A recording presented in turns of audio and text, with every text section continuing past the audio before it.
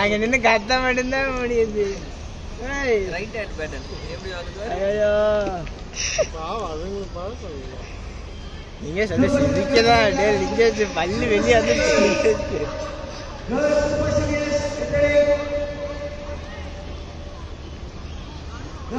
பரவாயில்லையே ஒரு அளவுக்கு சான்ஸ் இருக்கு மல்லிய.